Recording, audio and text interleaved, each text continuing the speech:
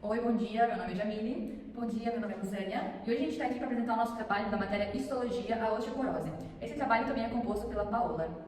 A gente vai fazer uma breve introdução do que seria a osteoporose. A osteoporose ela é uma doença comum que afeta os ossos comuns aí.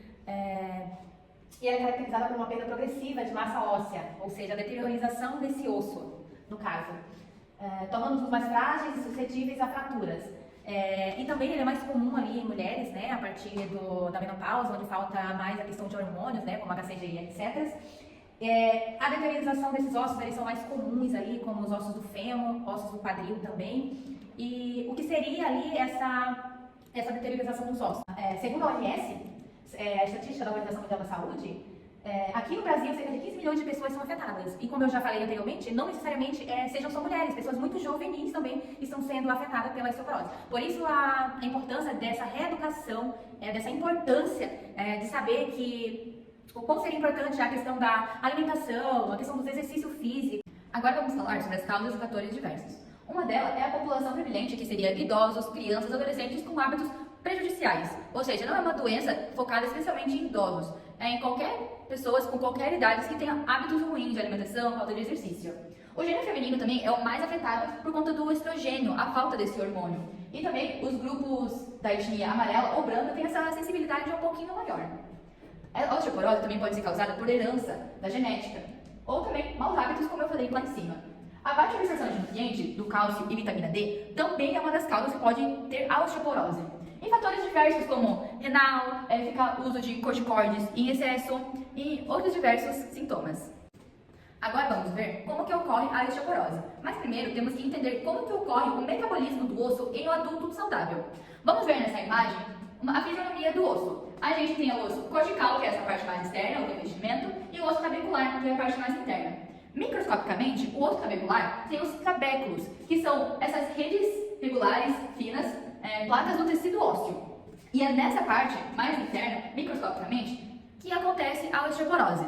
O osso, ele tem um metabolismo ativo, ou seja, ele se degrada e se regenera. Isso acontece em constância, isso não para. Isso vai desde de quando a gente nasce até a hora do nosso falecimento. Mas tem várias controvérsias. As células que fazem essa regeneração do nosso osso são o osteoclasto e osteoblasto. A remodelação óssea é composta por duas células, osteoclasto e osteoblasto. A osteoclasto ela é a principal para reabsorção, ou seja, elas comem o osso. E o osteoblasto ela faz a parte principal da regeneração, ou seja, onde o osteoclasto comeu, o osteoblasto vai criar um osso novinho. A remodelação óssea ela acontece em várias fases. E a primeira dela é a remodelação, que seria, na medula óssea existem células pré-osteoblastos, que elas migram da medula óssea até a matriz óssea.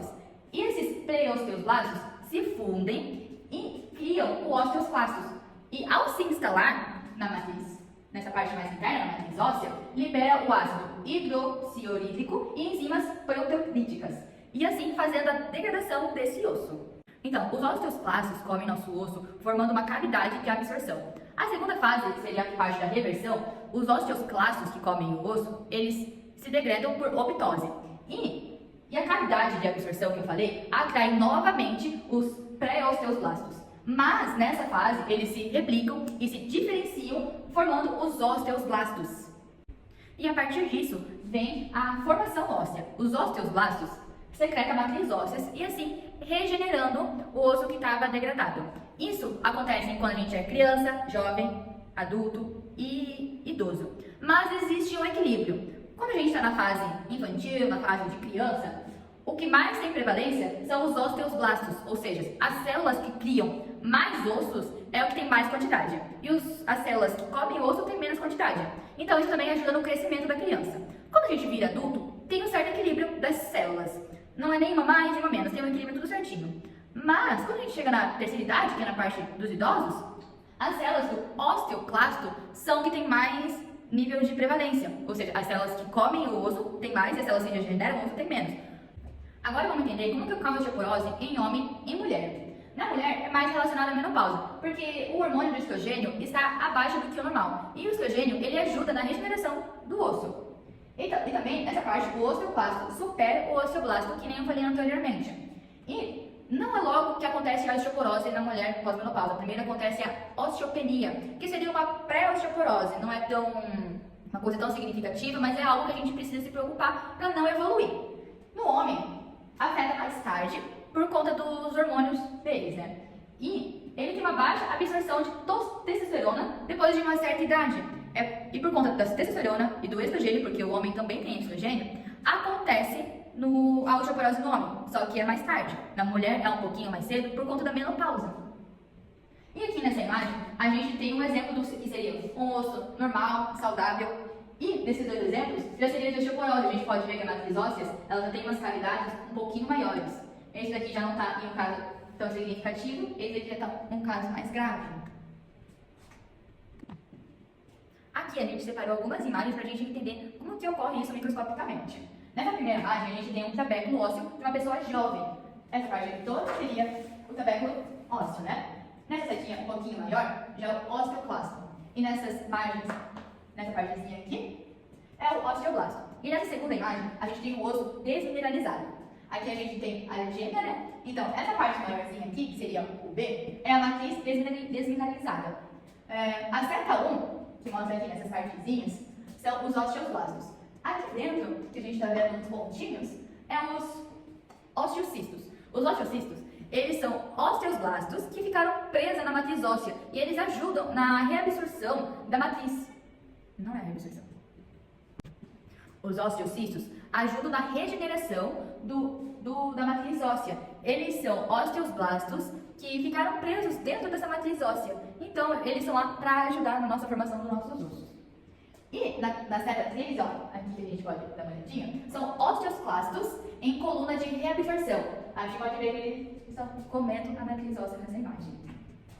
Meu nome é Paola e vou começar falando sobre os sintomas da osteoporose. De maneira geral, ela causa fortes dores na coluna, mas geralmente só é descoberta depois da fratura de algum osso.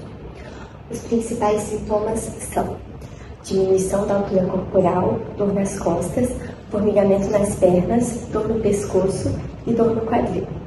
Temos como complicações fraturas ósseas, que podem indicar uma fase avançada, onde normalmente ocorre fratura espontânea de um osso, que está muito fraco e poroso, de modo que não suporta nenhum esforço ou trauma, por menor que seja. Também temos a dor na coluna, que não é só um sintoma, mas também uma complicação, pois dependendo do nível de intensidade da dor, ela pode ser incapacitante. Temos também a diminuição da estatura, que é uma complicação que ocorre devido à progressiva diminuição da densidade óssea, o que eleva as chances de um indivíduo ficar alguns centímetros menor, e também a compressão dos nervos cranianos, que em determinados casos gera complicações graves, como por exemplo, cegueira e paralisia facial. A osteoporose é uma doença silenciosa, ou seja, ela não causa sintomas que fazem os pacientes buscarem ajuda médica. Assim, ela deve ser ativamente investigada com a realização da densitometria óssea, DMO. Ela avalia a densidade óssea do paciente e compara com a densidade óssea de pacientes jovens. Dessa forma, a DMO pode apresentar 3 resultados diferentes.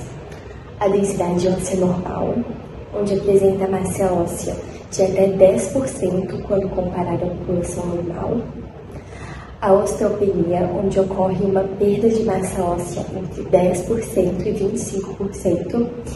E a osteoporose, que é quando existe uma perda de massa óssea maior que 25%.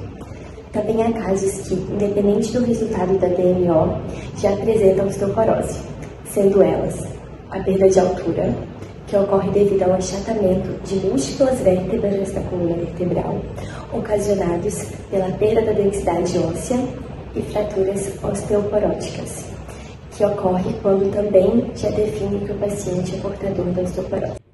O artigo escolhido pela nossa equipe foi A Importância do Cálcio na Prevenção de Desenvolvimento da Osteoporose para o Envelhecimento Saudável, postado em 2022 pela Brazilian Journal of Development, língua estrangeira, né? E esse artigo, ele começa com uma definição e introdução do que é osteoporose. Ele tem a visão de vários autores, né? Esse artigo, ele também é uma revisão bibliográfica com coletas de dados. E o objetivo deles seria a relação do consumo de cálcio com a osteoporose, né? Qual que são as melhoras, se tem melhoras ou não, se é eficaz, 100% eficaz ou não. E eles também, eles não falam apenas sobre osteoporose, mas eles falam a importância de uma boa alimentação em várias outras doenças, como a obesidade e diabetes. E eles alegam que a cada evolução de idade, ou seja, cada vez que a gente fica mais idoso, os nossos hábitos alimentares mudam, os nossos costumes também mudam, o apetite também muda muito do idoso. Ou seja, ele se alimentava bem quando era jovem, mas quando ele está idoso, pensa, eu tô idoso mesmo, agora eu vou comer tudo que eu quiser, né? Só que isso aí não é muito bom por conta da saúde desse idoso. Pode mudar o slide? E como conclusão desse artigo, foi que a gestão adequada desse nutriente ao longo da vida reduz a perda óssea e constantemente os riscos de fraturas. Ou seja, sim, é bom comer alimentos que derivam cálcio na sua dieta. Mas também o artigo falou para nós, agora em azulzinho, no entanto, alguns estudos mostram resultados não favoráveis a este contexto, já que apresentam resultados no quais a suplementação de cálcio não foi eficaz na prevenção e tratamento da osteoporose. Eles falaram isso porque tem um fator essencial, porque o cálcio ele não trabalha sozinho, mas aqui em vermelho eles já falam, ó, o fator importante para que o cálcio seja metabolizado de forma adequada é a biodisponibilidade da vitamina D, que a gente falou no slide anterior, que a vitamina D, né, é difícil de achar em alimentos, mas com prescrição médica correta pode ser em gotas, comprimidos. Então o cálcio ele não consegue trabalhar sozinho. Ele precisa da ajuda da vitamina D, de colágenos e várias outras substâncias para prevenir a osteoporose e para continuar uma osteoporose mais não tão grave. Então agora a gente quer agradecer pelas pessoas que viram a nossa apresentação em forma de vídeo. E esse foi o nosso assunto abordado sobre a osteoporose.